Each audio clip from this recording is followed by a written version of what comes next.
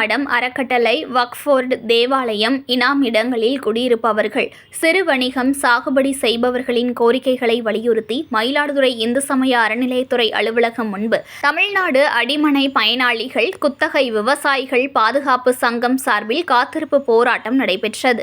மயிலாடுதுறை இந்து சமய அறநிலையத்துறை அலுவலகம் முன்பு தமிழ்நாடு அடிமனை பயனாளிகள் குத்தகை விவசாயிகள் பாதுகாப்பு சங்கம் சார்பில் காத்திருப்பு போராட்டத்தில் ஈடுபட்டுள்ளனர். கோவில், மடம், அறக்கட்டளை, வக்ஃப் போர்டு, தேவாலயம், இனாம் இடங்களில் குடியிருப்பவர்கள் சிறு வணிகம் சாகுபடி செய்பவர்களின் கோரிக்கைகளை வலியுறுத்தி இந்த போராட்டம் நடைபெற்று வருகிறது.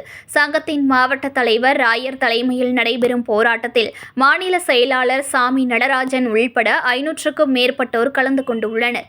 இந்த போராட்டத்தில் பல தலைமுறைகளாக கோவில் இடங்களில் குடியிருப்பவர்கள் சாகுபடி செய்யும் விவசாயிகளுக்கு அறநிலையத்துறை சட்டப்பிரிவு 34 படி வறுமை கோட்டிற்கு கீழ் உள்ளவர்களுக்கு இலவசமாகவும் மற்றவர்களுக்கு நியாயமான விலையை தீர்மானித்தும் கிரையப்பட்டா வழங்கிட வேண்டும். கிரையப்பட்டா கோரிக்கை நிறைவேறும் வரை பயனாளிகளுக்கு வாடகை சட்டப்பிரிவு 34A அடிப்படையில் நிலத்தின் வாடகை மதிப்பில் நிர்ணயிப்பதற்கு பதிலாக தவறுதலாக விற்பனை மதிப்பில் வாடகை நிர்ணயிப்பதை கைவிட்டு அரசாணை 298 அடிப்படையில் வாடகை நிர்ணயம் செய்ய வேண்டும்.